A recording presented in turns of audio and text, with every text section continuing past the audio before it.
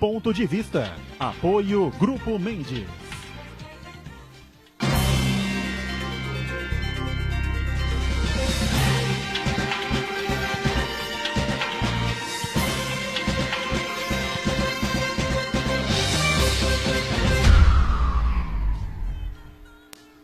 Olá, estamos abrindo aqui mais um Ponto de Vista. Você sempre conferindo conosco, acompanhando com a gente a discussão, os debates, né, em cima dos temas que formam aqui a nossa pauta da cidade, pauta da região metropolitana, claro, e os assuntos de interesse nacional também, né, sempre pipocando ao longo do dia. Né? Ontem um dia meio quebrado, meio morto, com o jogo da seleção contra a Sérvia na Copa do Mundo, e agora segunda-feira vem aí um dia que eu acho que vai ser completamente quebrado e completamente morto, com o jogo da seleção contra o México acontecendo às 11 horas da manhã. Os bancos, para quem não sabe, vão abrir às 8h30 e vão fechar às 10h30 da manhã.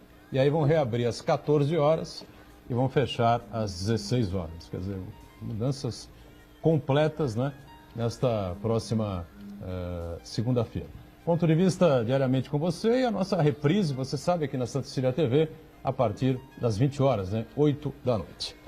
Nós estamos acompanhando aí o início das obras, né, tão esperadas obras na entrada da cidade de Santos, né, que podem trazer modificações importantes e facilitar a fluidez do trânsito para quem deixa a cidade, para quem vai aqui a Cubatão, enfim, ou para quem vai subir para o ABC ou para a cidade de São Paulo, né, e facilitar, claro, também para quem chega, né, aqui para a cidade, que normalmente enfrenta aí congestionamentos importantes nos últimos tempos, né? E quem está gerenciando esse projeto, o projeto da nova entrada de Santos, é o arquiteto Wagner Ramos, participa com a gente para explicar aí uma série de temas, uma série de assuntos. Tivemos uma audiência pública agora na terça-feira, se eu não estou enganado, né? Se tiver o Wagner me corrige, para explicar aí, especialmente para o pessoal que mora, que trabalha na Zona Noroeste, esse cronograma de obras, né? O que mais importante vai acontecer. Tudo bem, Wagner? Prazer recebê-lo. Boa tarde a todos. Boa tarde, Santana, Iberê, Muriel. É uma discussão que a gente já vem acompanhando desde 2013, né? Então é um projeto que não se resume só à questão da mobilidade, mas há uma série de questões envolvidas. E aí nós vamos estar aqui discutindo isso com vocês mais a miúdo aí, né?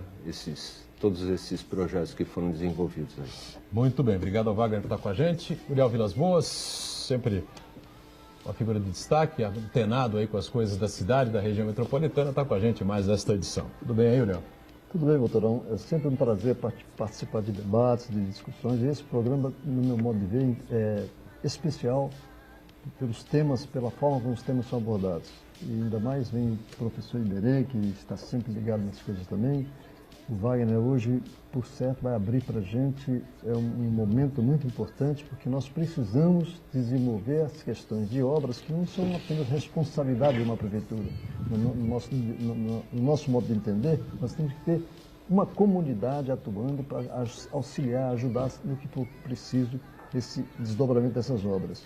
E o Marcos Santana, como sempre, ligado no Jornal da Hora, é muito legal estar aqui presente.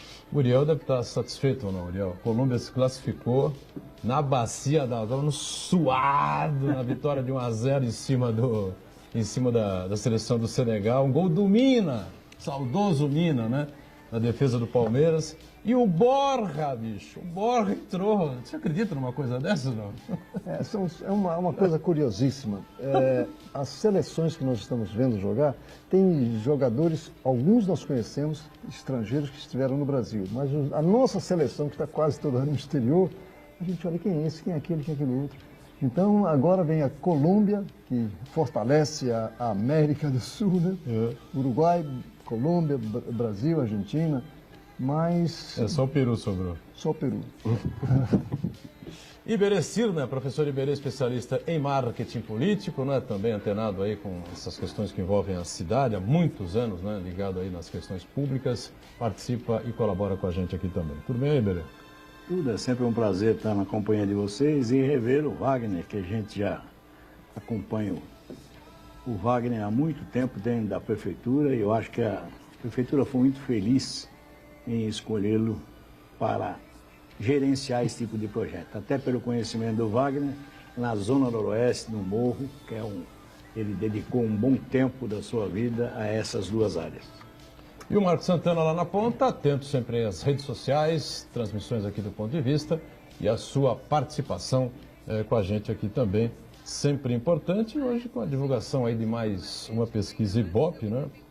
Já disse aqui 1 milhão de vezes, não é? As pesquisas correm sérios riscos, né? Porque os números que a gente tem aqui serão absolutamente alterados a partir do meados de agosto, comecinho de setembro, por aí, não tenho a menor dúvida com relação a isso. Mas o Ibope continua fazendo, o Ibope tem peso, o Datafolha tem peso, Paraná menos peso, MDA também menos peso, enfim, mas sinceramente acho que os números colocados aqui, o Lula, né, novamente aparece na frente, não, Santana?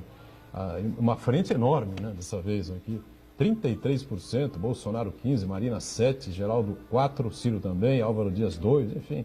Agora, na mais realista, com o Bolsonaro, os números que envolvem aí o Jair Bolsonaro estão desabando, né? Tudo certo aí, Santana? Tudo certo, boa tarde. Edgar, se me permite, 2 pequenos comentários sobre a Copa do Mundo. Primeiro, uma provocação do Vilas Boas. A Alemanha deu vexame ontem porque jogou com a camisa do Palmeiras.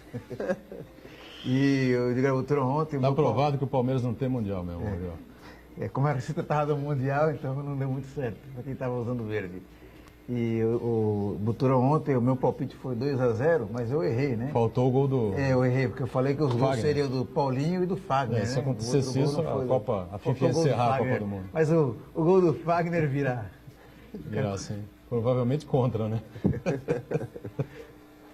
Eu quero cumprimentar você que nos vai acompanhar ao vivo, Ponto de Vista, convidar você a participar do programa, mandando sua pergunta, crítica, sugestão, pelo Facebook. Ponto de Vista com o Edgar Butrão ou por e-mail, contato@pontodevista.tv.br.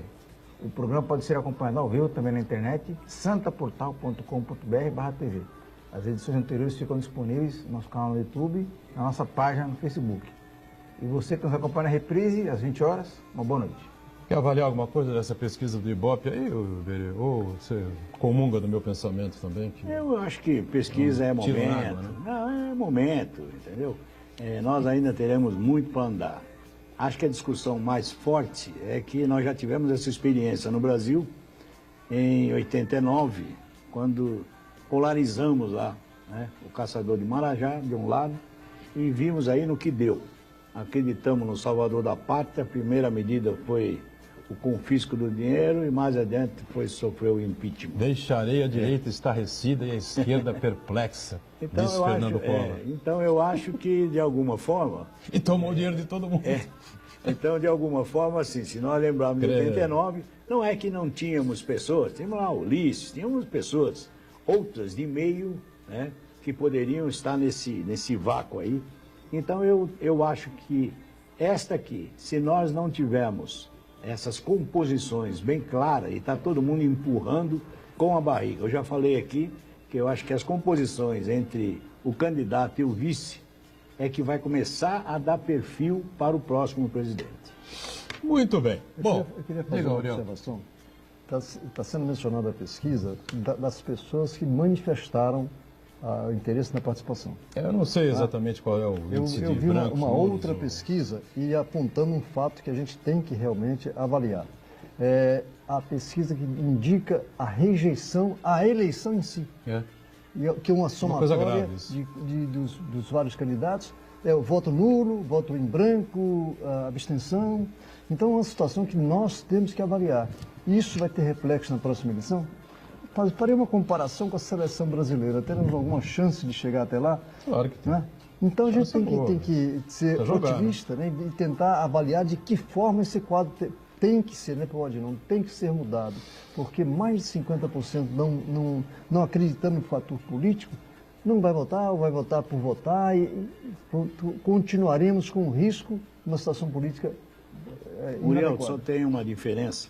É que assim, o grande alavancador do voto continua sendo o deputado, que vai ter que buscar o voto nos seus redutos e, com isso, fazer com que o seu eleitor vote.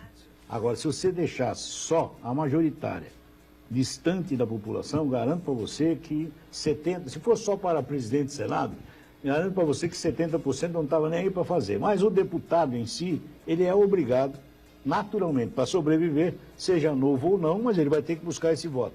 E ele é quem vai fazer a motivação para ir à urna. Não sei se em que intensidade, mas ele está preocupado com isso. Mas no nosso caso, vamos citar São Paulo, para não mencionar outros estados, nós temos aí, para deputado federal, 2 nomes.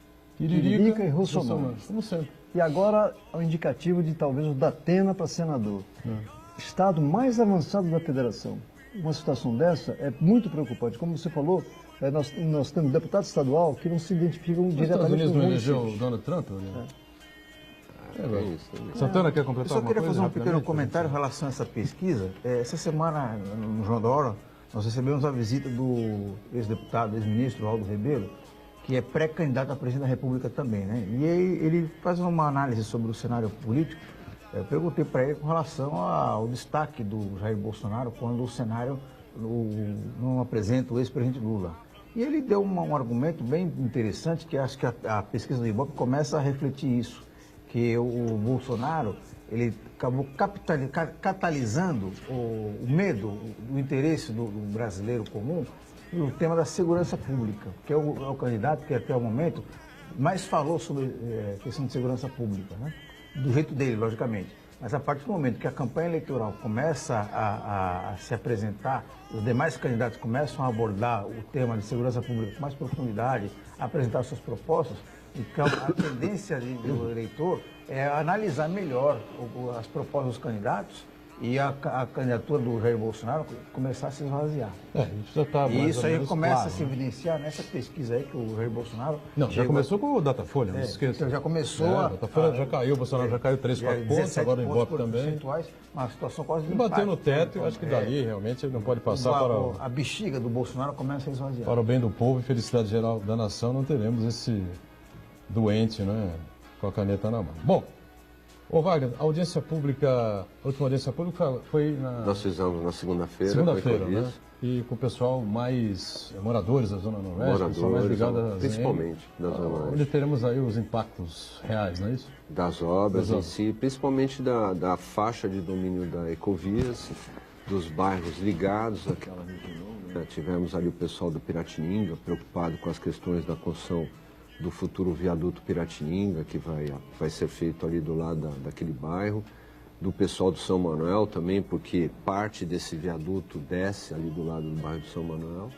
Da Vila Alemão em si também, porque eles estavam preocupados que essas intervenções entrassem dentro da faixa de domínio. Existem residências ali que estão lindeiras à Anchieta, né?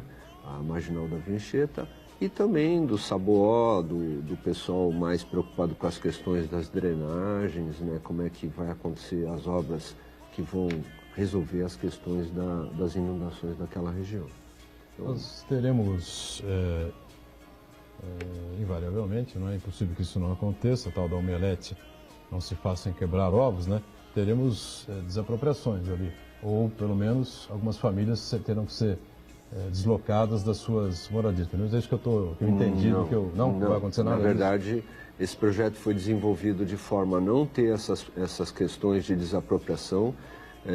O projeto da Ecovias do Governo do Estado não interfere em remoções nessas questões. Na segunda etapa das obras que estão previstas para a Anchieta, sim, haverá uma pequena intervenção com remoções ali ao lado do Piratininga, numa área que a gente costuma chamar de comunidade Coca-Cola, ali do lado da Coca-Cola, mas são pequenas intervenções para promover o acesso da região ali do viaduto, futuro viaduto do Piratininga, em direção à própria Via Anchieta. E no projeto da prefeitura em si, existe sim aí o decreto de desapropriação da Avenida Nossa Senhora de Fátima, mas neste momento a prefeitura ainda não vai fazer essas intervenções. Nós vamos deixar isso para um momento mais apropriado financeiramente para poder fazer o alargamento da Nossa Senhora de Fátima. Mas neste momento as obras, tanto do governo do estado quanto do município, não têm a questão de desapropriações ao longo ali do bairro do Saboó e até a saída da Anchieta. E somente uma pequena intervenção que nós estamos fazendo na desapropriação da futura ponte que vai ligar o bairro do Bom Retiro até a Vincheta. Aí, nesse caso, há uma área ali de uma empresa que vai sofrer a desapropriação. Isso é fato. Uriel, a audiência pública reuniu lá o pessoal da Zona Noroeste, como você gosta, né? Participando, assim, opinando, questionando, assim não? Não, eu diria, eu acho importante né? A manifestação popular de pessoas que vão ser atingidas de alguma forma, ou a preocupação com o que vai acontecer, como tivemos aqui no Macuco em relação à ligação Santos-Guarujá. Agora, o que me preocupa no caso, duas questões. A primeira delas, por que só agora essa obra está saindo e, vamos dizer assim, apertada, a Prefeitura de Santos sendo apertada para que isso aconteça? Em segundo lugar, até onde nós poderíamos envolver, quando eu falo da audiência pública, eu acho que nós tínhamos muita gente interessada, eu diria muita gente, comerciante, hotelaria, transporte, gente tem interesse na repercussão de um acesso à cidade de alto nível. Nesse caso, a audiência pública foi feita com moradores, que realmente estão preocupados com o que pode acontecer. Mas esses segmentos outros não poderiam ajudar de alguma forma para que as obras, porque o importante é o valor a ser gasto. Uma pressão nesse sentido, da classe política de vereadores, deputados estaduais, federais, a região metropolitana, não é? Até onde nós temos esse trabalho assegurado para que isso aconteça, para a Prefeitura não ficar sozinha, tendo desgaste, porque quando fala demorar uma obra, há um desgaste evidente. Como poderíamos analisar esse modelo, esse movimento? Bom, primeiramente, Uriel, dizer para você que da demora, realmente aconteceu uma demora na execução desses projetos. Nós tivemos aí de 2013 até hoje, aprovação da questão financeira, o município teve a preocupação de solicitar esses recursos através de um financiamento, foi feita toda a consulta através do Ministério das Cidades, esse dinheiro está disponível através do PAC Transportes, os recursos foram liberados, depois disso nós tivemos que fazer todas as tratativas das aprovações de projetos, não só da parte viária, né, executar esses projetos e também a questão das obras de arte, porque o município ficou responsável por duas obras de grande porte, o viaduto da Martins Fontes até a Nossa Senhora de Fátima, que é um viaduto em curva, e aí você comentou essa questão da entrada de Santos ter uma forma mais embelezada, né? A questão do aspecto visual da entrada de Santos. Até comentei em reuniões que nós fomos junto com o governo do estado, a Artesp, o projeto foi desenvolvido pela Artesp, pela própria Dersa, foi um recurso obtido através de um convênio entre o governo do estado e a União. E aí, nesta apresentação dos projetos iniciais, eu presente lá com o prefeito, os secretários, nós verificamos que aquele projeto das estruturas do viaduto principal, que era da entrada de Santos, eram de uma forma portuária, era um viaduto pesado, retangular, mais ou menos próximo daquele que tem ali em frente ao Concais. E aí, nesses comentários que a gente fez ali, eu troquei ideia com o prefeito, falei que a gente merecia ter um projeto mais arquitetônico, um projeto mais embelezado, e o prefeito acatou, achou que era necessário que a gente tivesse isso. Retangular, o que seria? Ele tem um formato, o formato dele, a seção dele, ele tem o vigamento inferior dele, os suportes e até os pilares eram de forma retangulares, bem sem algum aspecto, alguma busca de uma visualização melhor, estética da entrada de Santos. Coisa feia, vamos dizer assim. Feio, ia ficar feio. E aí decidiu-se ali que a gente tinha que mudar aquele projeto e por conta disso também houve uma demora no desenvolvimento disso. Ele é um projeto totalmente conceituado, né? Foi feito de uma forma mais esbelta, o viaduto é mais bonito. E ele vai, com certeza, trazer um embelezamento para a entrada de Santos de uma forma mais apropriada. E também nas questões que foram desenvolvidas, por exemplo, na própria Avenida Martins Fontes, cara. Para fazer o projeto, nós vamos ter que adequar o sistema viário daquela avenida. E, para isso, todo o trabalho de suporte dos técnicos da Prefeitura, engenheiros, arquitetos, durante esse tempo todo nessas discussões, para desenvolver um projeto mais harmônico com o trabalho da CT, desenvolvendo a questão do viário. Então, assim, eu diria para você que esse processo de discussão do projeto, ele levou muito tempo para chegar nesse momento agora apropriado. O prefeito preocupado com essas questões, a cobrança não é de hoje, na verdade eu trabalho na Zona Noroeste desde 1993, eu entrei na prefeitura em 91. Eu diria que essa preocupação, desde que eu fui trabalhar na Zona Noroeste, eu escuto da questão da drenagem, questão do acesso, semáforos. E isso tudo, lógico, demorou muito tempo para chegar nesse ponto. O importante frisar é o seguinte, nós passamos o momento da espera do produto, o produto já está pronto, o que eu digo agora, produto é projeto, né? E agora nós vamos à busca dos resultados. E a população, ela tem que ter carinho nessa questão da análise aí do que nós vamos fazer dos desvios, nós vamos ter que fazer alguns desvios para trânsito lá, vamos fazer intervenções de drenagens muito pesadas, e aí nós vamos ter aí alguns momentos aí que nós vamos ter que enfrentar com coragem. Tá? Trânsito, tudo isso já é difícil hoje, né? É claro. E essas interlocuções estão sendo feitas, viu? O governo do estado tem conversado com a gente, o prefeito definiu que a gente fizesse reuniões junto com todos os órgãos nas questões de minimização dos problemas dos acessos a Santos durante as obras. E estamos aí agora já prestes a iniciar as obras de maior impacto.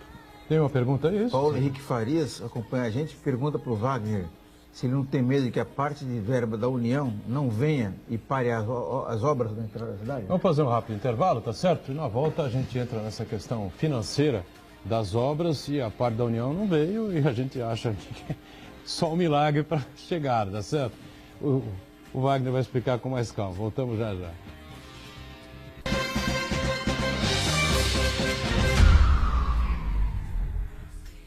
Existe um lugar em Santos onde você encontra os empreendimentos mais fascinantes da região. Um lugar amplo, aconchegante, feito para oferecer o melhor atendimento para você. Um lugar que reúne as melhores opções residenciais e comerciais nos bairros mais nobres de Santos. Um lugar que a gente nem precisava dizer, porque você já sabe. Central de Vendas Grupo Mendes, Rua Guaiaó 55, Aparecida. Venha fechar um bom negócio para abrir as portas do seu novo lugar.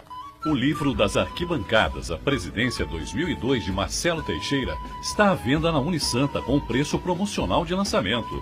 A obra indispensável para os amantes do futebol e do Santos Futebol Clube pode ser adquirida no Centro de Atendimento Integrado, na Rua Oswaldo Cruz, número 300, das 8 da manhã às 8 da noite, de segunda a sexta, e aos sábados, das 9 às 11 da manhã.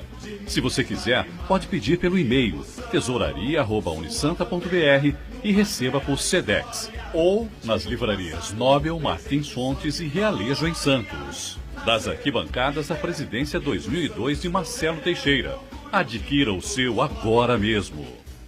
Santa Cecília TV no canal 52.1 HD. Se você ainda está com dificuldade de sintonizar a Santa Cecília TV em alta definição pelo sinal digital, você precisa escanear os canais da sua TV através da autoprogramação no seu controle remoto. É bem simples e você sintoniza os nossos programas com qualidade digital de imagem e som sem pagar nada por isso. Santa Cecília TV 52.1. Escaneie e sintonize a maior programação regional da sua TV em alta definição.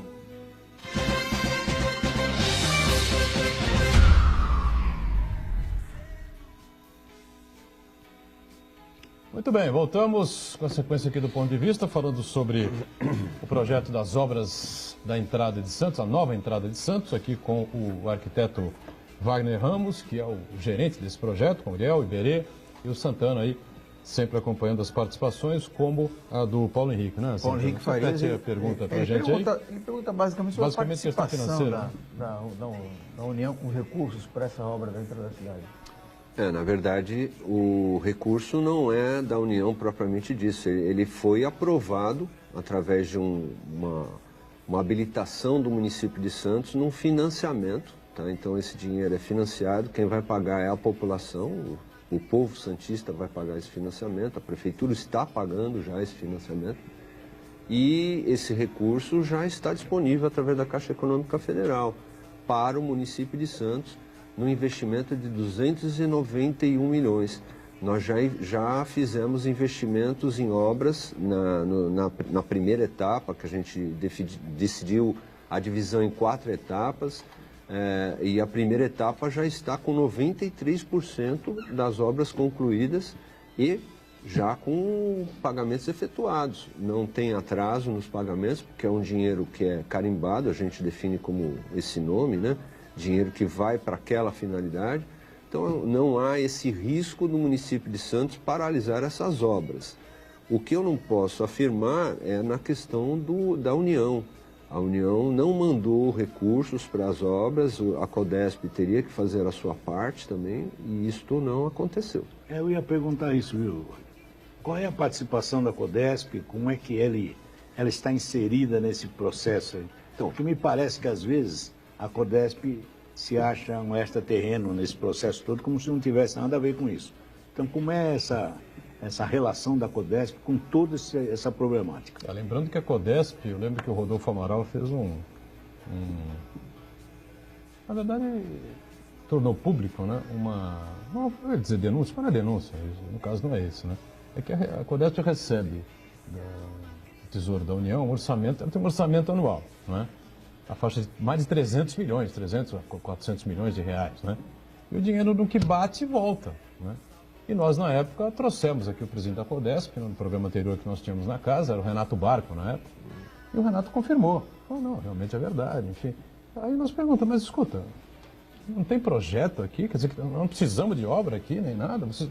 300 milhões por ano?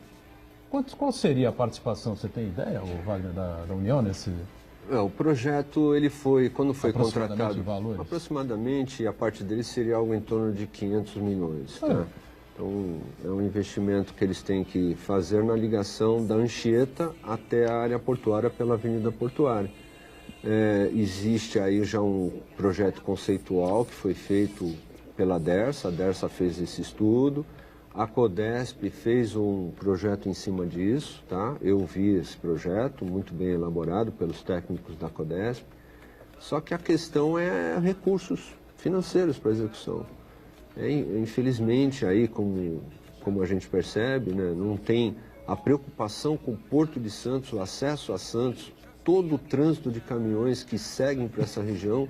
É impressionante que o governo federal não perceba a importância que esse acesso é importante para a nação. Mas Wagner, ele percebeu antes a dificuldade lá no Porto de Mariel, percebeu mais a dificuldade lá, primeiro, né? Eu queria saber se vocês tiveram algum contato com o prefeito andou.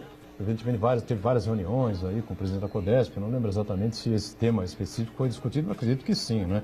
Eu queria entender se houve uma explicação que tenha um mínimo de lógica, né, para a prefeitura, para o prefeito Paulo Alexandre, para os secretários, você, não sei se participou, teve esse contato com o presidente da Codesp, com os diretores da Codesp, para explicar o seguinte. Vale lembrar que quando o presidente Temer esteve aqui em Santos, no Congresso dos Municípios, o prefeito, na sua fala, ele cobrou a participação do governo federal. Não só cobrou, como naquele dia particularmente, ele me pediu um desenho daquele sistema todo. Eu tinha lá o desenho guardado, ele pediu para que eu colocasse no envelope na mão dele, que ele ia ter a presença dele pessoal ali com o presidente para entregar esse envelope com o desenho e na cobrança ao presidente dessa obra, que é importantíssima para a cidade de Santos. Mas há algumas questões que mexem com a minha cabeça. No caso da ligação de Santos e Guarujá, entregaram para a Ecovias. E ela vai faturar, evidentemente, com um pedágio na ponte. A Codesp é uma empresa federal, por que não tem representação em Santos? Nada. Na nossa região. E a Codesp tem interesse nesse viaduto, nessa ligação, porque os caminhões que começam a encontrar dificuldade para chegar até o porto, prejudica a Codesp, o movimento dela. Muriel, eu sempre defendi, quando estive na AGEM, que nós não temos 9 municípios, nós temos 10. O Porto é o 10º, só que ele fica à margem desse processo. Mas entendeu? Aí... Ele cria o ônus para os municípios e não entra com nada. Eu não entendo isso. Isso realmente é inexplicável, é inacreditável. Mas é uma situação que a gente passa em vários setores, entre os quais a questão do transporte não é? Nós poderíamos ter a ferrovia nacional ligando de tal maneira que diminuísse o movimento nas estradas, de caminhões, né? E esses caminhões poderiam ser transportados pela ferrovia, transportados dos vagões especiais para isso. Então nós temos que, está nos faltando algum incentivo a uma participação geral, e não se mexe não se mexe na economia se não houver essa participação. E a gente sente um certo marasmo em relação a isso. Eu acho que essa participação podia ser feita até de uma outra forma, como acontece com os royalties da Petrobras. A existência de um porto numa cidade, ele traz prejuízos, pavimentação, uma série de situações. Então, eu diria até que parte desse recurso arrecadado pela Codesp deveria ser investido em obras dentro dos municípios onde tem essa relação portuária. Veja aí a entrada de Santos. Nós temos aí um investimento do município, 290 milhões, o Estado vem com 270 milhões para fazer intervenções na Via Anchieta para melhoria desse acesso de caminhões ao porto, à cidade de Santos, e o governo federal não aparece com recurso para investimento. Então, eu acho que caberia ter esse recurso, deveria ficar retido no município. Que saem daqui, são recolhidos aqui, pelo município, né, de Santos. O Wagner sabe perfeitamente, pelo tempo que ele tem de prefeitura, sempre se discutiu essa gestão tripartite. E aí, meu filho, quando se senta lá em Brasília, a gente esquece. Calma lá, vamos resolver primeiro. Agora, Wagner, tem umas questões complexas aí, né, que dificultam qualquer tipo de obra no Brasil, que são, por exemplo, os licenciamentos ambientais. Acho que essa parte parece estar esperada, né? Então, essa luta, na verdade, porque não diria que por culpa dos órgãos de fiscalização ambiental, na verdade é que é uma série de documentos que têm que ser tratados e que acabam demandando aí muito tempo para a gente conseguir fazer as liberações. Vou dar um exemplo para vocês. Para fazer essas obras, principalmente nas escavações do sistema viário de Santos, nós tivemos que contratar arqueólogo. E esse arqueólogo, ele é um arqueólogo único, ele só poderia ser essa pessoa porque ele é o único habilitado pelo Instituto Patrimônio Histórico Nacional da prospecção arqueológica no município de Santos. Então aí vocês começam a discutir a questão até da legislação de contratações, a Lei 8666, quando a gente começa a discutir com o próprio pessoal do jurídico da prefeitura, por que aquele cara, por que esse senhor é o que eu tenho que contratar, por que eu não posso abrir uma licitação para contratar outros? Então, assim, são questões que nós levamos muito tempo para conseguir vencer, não somente a questão da arqueologia, mas as questões dos documentos ambientais necessários. Ainda existem alguns documentos que nós temos que ofertar até a CETESB. A CETESB está aguardando esses documentos para poder fazer algumas outras liberações, mas é demorado. Tem que ter documento do IFAM, Conselho Nacional de Arqueologia, você tem que ter documento do DAEE, documentos da CETESB, juntar essa gama de documentos e aí sim você consegue liberar os recursos financeiros. Porque não pensem vocês que a Caixa libera o dinheiro se não tiver esses licenciamentos na mão. Então é um trabalho árduo, foi um trabalho desenvolvido aí por vários técnicos da Prefeitura, que eu represento a eles aqui com muito orgulho, tá? São funcionários de carreira, a grande maioria, e que nós tivemos aí o intuito de nos unir e levar à frente esse grande projeto da cidade de Santos, que é o maior projeto em mais de 50 anos. Ô Wagner, com relação à entrada da cidade, ainda eu quero abordar um aspecto que também tem a participação, ou a falta de participação da Codesp, ali na região da Alemoa, na entrada da cidade ali, dois meses atrás, mais ou menos, o prefeito participou desse programa e eu questionei o prefeito sobre os constantes alargamentos ali naquela parte ali da entrada da cidade, ali na região do Sabuó, e aí ele explicou que a prefeitura vem fazendo a parte dela com a limpeza e a dragagem do rio Lenheiros. Só que quando chega do outro lado do muro ali da avenida, quando já é a área da União, o rio Lenheiros ele sofre uma redução do seu diâmetro. E a prefeitura está impossibilitada de fazer intervenção ali por ser uma área federal, portanto, sob responsabilidade da Codesp. Eu queria saber se esse impasse aí vai ser superado. Como você perguntou para o prefeito, é fato, nós tivemos aí vários obstáculos nas execuções das obras. O município só pode fazer investimentos dentro das suas áreas de domínio, né? E quando se fala de intervenções em área do governo federal, áreas que são, por exemplo, da linha férrea, da própria CODESP, nós temos que ter autorizações desses órgãos que são da NTT, da ANTAC, propriamente da ANTAC. Então, nesse caso que o prefeito estava te falando, eu acredito que seja após a galeria da Avenida Martins Fontes. Quem passa ali naquela avenida percebe que, num certo momento, você sobe com o carro num trecho, tem a adutora da Sabesp ali do teu lado, ali você tem uma galeria de 7 metros de largura por 3 de altura. E ela recebe toda a água da bacia que vem do Morro do Saboó. E quando chega no muro da linha férrea, ela se transforma em 2 tubos de 1,20 m, que passam por baixo da linha férrea. Bom, essa questão, ela provocou aí na última chuva, em abril, ela provocou a inundação do Saboó, porque todo o lixo que havia naquela área ali do bairro acabou se concentrando nessas tubulações e entupiu. E nós tivemos o bairro do Saboó totalmente alagado, inundado. E nas nossas vistorias descobrimos que havia uma caixa, inclusive, dentro da linha férrea que estava totalmente fechada com garrafas PET. Tivemos que fazer uma operação, que eu diria até de guerra, para poder fazer essa limpeza. O prefeito teve conhecimento e aí ele decidiu encaminhar solicitações até a ANTT, Agência Nacional de Transporte Terrestre, para uma ação de execução de obras da faixa de domínio da MRS. É uma concessão, assim como a própria Ecovias é uma concessão. Quem autoriza a Ecovias é a Artesp, né?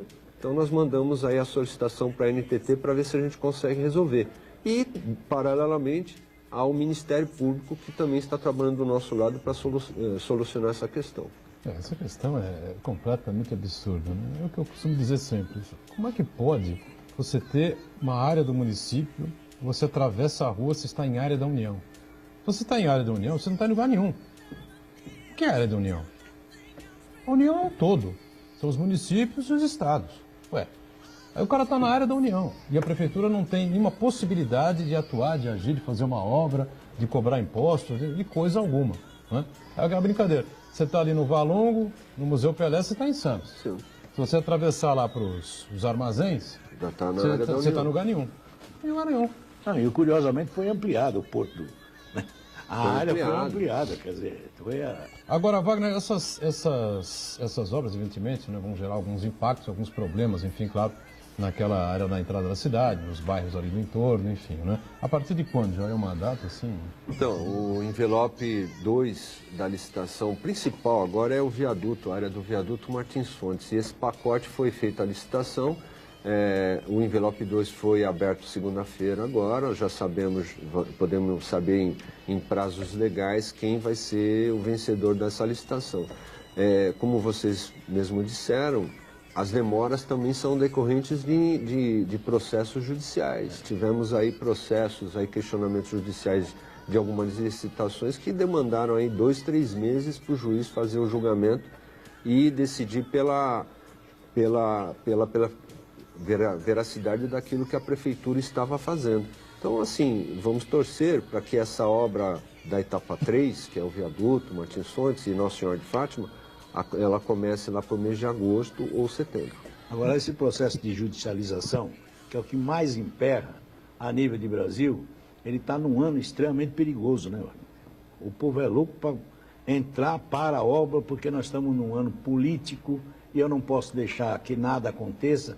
Lamentavelmente, isto vira fato político, né? A cidade, a solução da cidade é um detalhe, mas se puder parar uma obra, entendeu? Eu vou prejudicar o prefeito, o governador, e aí nós vamos discutir politicamente. Este ano é um ano extremamente delicado e a judicialização pode ser que emperre uma série de obras que nós estamos divisando por aí. Mas aí tem outro aspecto também que a gente tem que ponderar. O início da obra é previsto para agosto. O término da obra está previsto para quando? A obra do viaduto Martins Fontes, todas as intervenções ali no bairro do Saboó e Chico de Paula demanda no processo que nós abrimos a licitação 42 meses de execução. Contudo, a gente acha, São 42 meses. 42 né? meses, quase 36, 3 anos e meio. 3 anos e meio. Não, mas a gente acredita que essa obra pode ser feita num prazo menor, tá? Então, o que eu diria para... Não, é porque existem muitas interferências lá. Vocês não têm noção o que tem debaixo do solo da Martins Fontes e da Nossa Senhora de Fátima. São linhas de gás, Sabesp, adutora, tem adutora de 1 metro que abastece a cidade de Santos inteira. Você tem toda a rede de telefonia subterrânea, tudo que chega em Santos passa ali na Martins Fontes. Então, nós temos ali que remover os postes altos da CPFL, tem toda essa intervenção para fazer também. Então, tudo isso é feito antes de começar a execução propriamente do viaduto. E também as obras de drenagem que nós vamos fazer, são obras muito pesadas na questão de drenagem. Então, esse tempo é por conta dessas execuções, não só o viaduto. O viaduto não tomaria esse tempo, tomaria um tempo menor. Mas aí, Wagner, a movimentação dessas fiações que estão por baixo aí também depende das concessionárias, né? Sim, as concessionárias estão junto com a gente, tá? Nós temos reuniões com o pessoal das telecomunicações, eles vão fazer as tubulações nos locais definidos para obras, nós indicamos onde eles vão fazer essas passagens e a CPFL, a Sabesp, todas as concessionárias participantes dessas reuniões. Ou seja, a gente já está mais ou menos demorando o início da obra e nós temos agora outra preocupação, quando termina. Vamos para o nosso intervalo e em instantes retomamos aqui a sequência do Ponto de Vista. Já, já.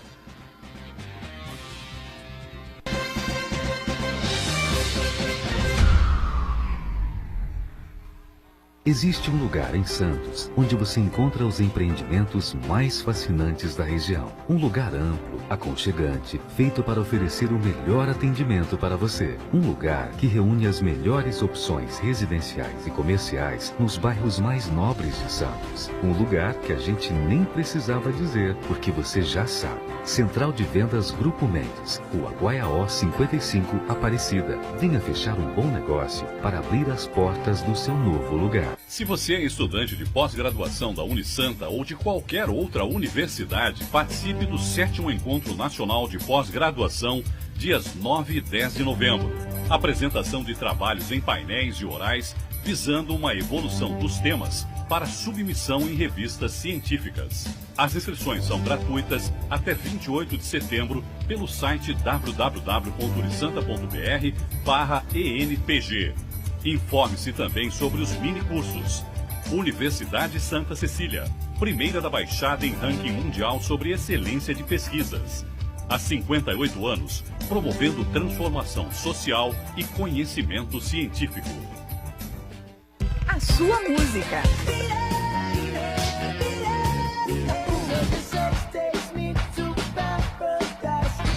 A sua notícia.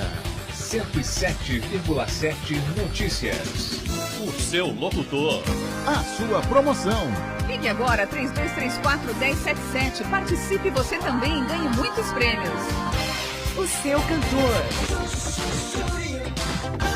A sua rádio. 107,7 Santa Cecília FM.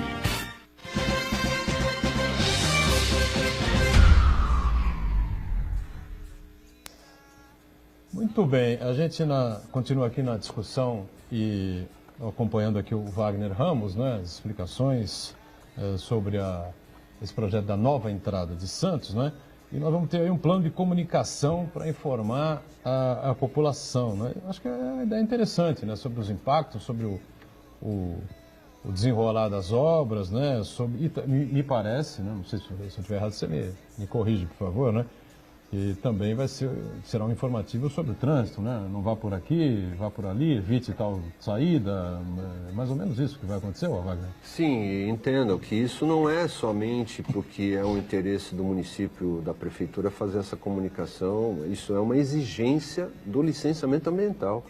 Isso faz parte dos quesitos apontados pela CETESB para que a gente possa fazer o licenciamento e lá na frente, quando a obra estiver concluída, demonstrar todos esses procedimentos que nós adotamos. A comunicação social e ambiental são fatores previstos nesse licenciamento prévio e no licenciamento de instalação das obras que nós estamos fazendo. E a Prefeitura está cumprindo essas metas, né? Nós temos aí o apoio de diversas secretarias envolvidas, a CT, a Secretaria de Comunicação, tem a ouvidoria acompanhando esses procedimentos.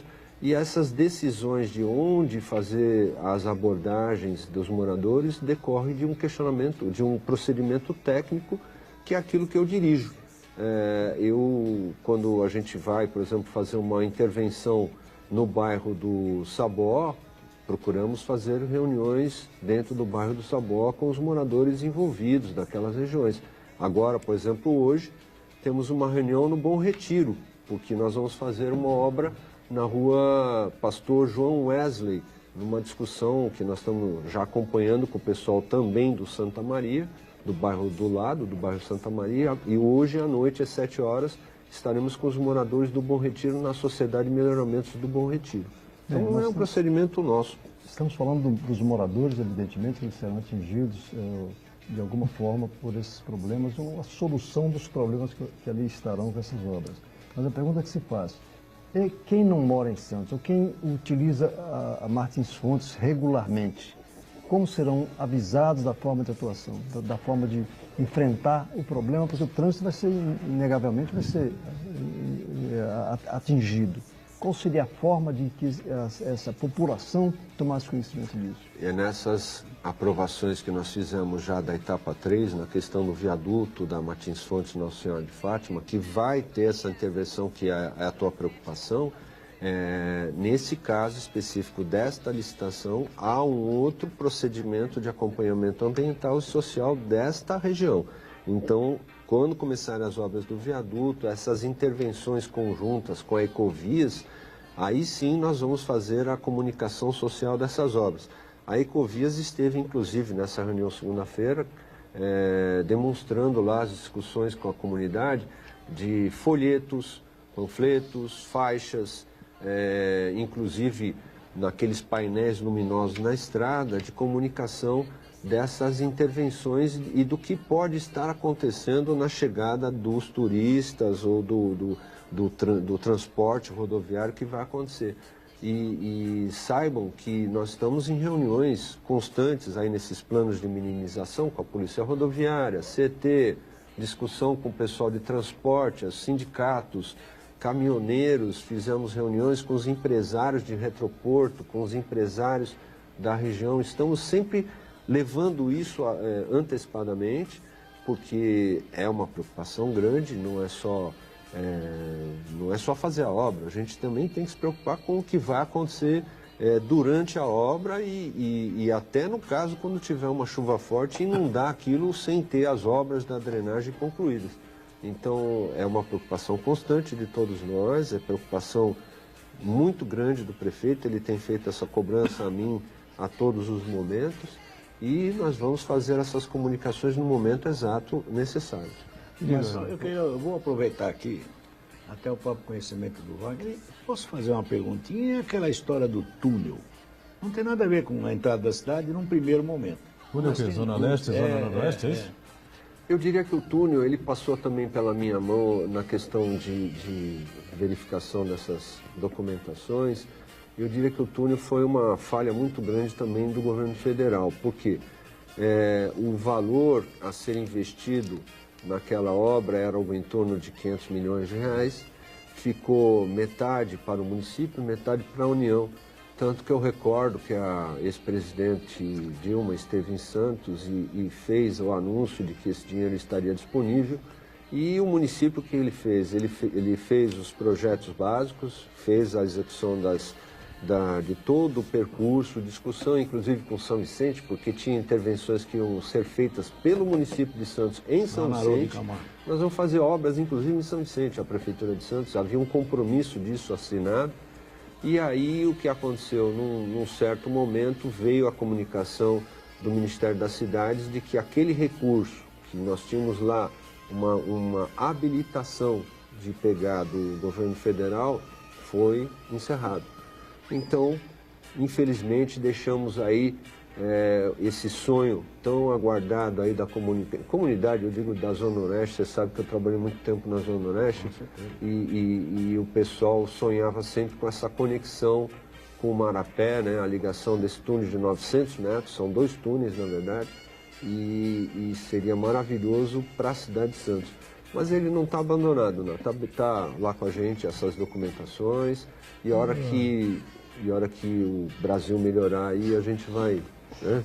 Mas a verba para essas obras da entrada já estão garantidas no total? Como eu afirmei, esse dinheiro é um financiamento, a Prefeitura está pagando esse recurso, são 290 milhões destinados exclusivamente às obras de corredores de ônibus. Mas nós temos aí vinculados aos corredores de ônibus o projeto da entrada, a nova entrada de Santos, que tem as 2 obras de arte que fazem parte do projeto com o governo do estado. Agora, Wagner, a gente acompanha aí você colocando a questão da drenagem, enfim, né, por conta dos alagamentos e das enchentes da Zona Noroeste, e a gente lembra sempre do Santos Novos Tempos, né? Essa obra da nova entrada de Santos tem alguma relação aí? Ela vai cumprir alguma das etapas que eventualmente o Santos Novos Tempos não cumpriu? Como é que... Sim, vão ser cumpridas algumas metas, sim, porque não há como você fazer uma obra numa Avenida Martins Fontes, por exemplo, quebrar ela toda, pavimentar, iluminar, sem fazer as obras que são necessárias, que eram previstas no programa anterior. O programa anterior, Santos Novos Tempos, ele previa somente intervenções na questão de macrodrenagem em algumas obras de drenagem. Eram estações que iam ser feitas nos bairros do Rádio Clube, Bom Retiro, principalmente nas regiões residenciais, e tinham algumas intervenções ali na Vila Lemoa também e no Rio Lenheiros, no Sabó. Então nós não podíamos fazer uma obra como essa, com esse recurso disponível, e deixar de lado uma obra do Santos Novos Tempos e depois, quando viesse o dinheiro para fazer a obra da drenagem, quebrar tudo de novo para fazer essas obras. Então fizemos aí a comunicação com o projeto que já iniciado pelo engenheiro Márcio Lara, absorvemos todas as obras necessárias para fazer o funcionamento da drenagem ali da entrada de Santos, e aí vamos ter novas obras aí que são do governo do estado, que também vão melhorar em muito a questão da drenagem. E fizemos inclusive a adequação junto com a Coab do projeto habitacional na Vila Lemoa, para poder fazer remoções de barracos naquela região que fica ali da Vila Lemoa, que faz a condução das águas da entrada de Santos para o Rio São Jorge. São remoções aí que nós vamos fazer, estão sendo já combinadas com as famílias, elas vão para o conjunto habitacional da região, né?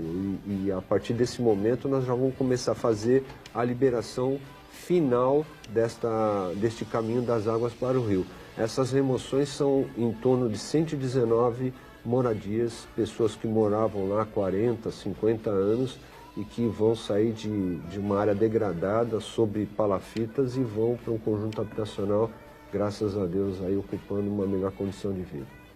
Não, é importante, né? Sem dúvida nenhuma, né? Especialmente o ir e vir, tem a questão dos semáforos também que vão ser eliminados, isso é importante. Sim. As pessoas às vezes param altas horas da noite, 11 horas, meia-noite, 1h da manhã, enfim, até mais, né? Tanto na saída de Santos quanto para entrar, e eu sou obrigado a ficar parado ali no semáforo e rezando, né? Então, essas intervenções do viaduto, da Martins Fontes para Nossa Senhora de Fátima, das intervenções do governo do estado, eles foram desenvolvidos para a eliminação total dos semáforos ali daquele cruzamento, que é exatamente esse ganho que você está descrevendo. Imagina você, na madrugada, preso naquele trânsito ali na entrada de Santos, à mercê de várias situações, não só com a questão da inundação, mas também do pessoal que acaba assaltando, fazendo uma série de situações ali. E tem aí esse projeto, tem também a questão da iluminação, né? Não é só a questão das pavimentações, dos viadutos, mas também da questão da iluminação com sistema LED. Temos aí a Martins Fontes, já é o exemplo ali do trecho do cemitério até a entrada de Santos. Aquilo já faz parte desse projeto, as vias já estão iluminadas, a Nossa Senhora de Fátima também foi totalmente repavimentada lá para para dentro dos bairros da Zona Oeste, Jovino de Melo, e todas elas com sistema de iluminação LED, que é apropriado.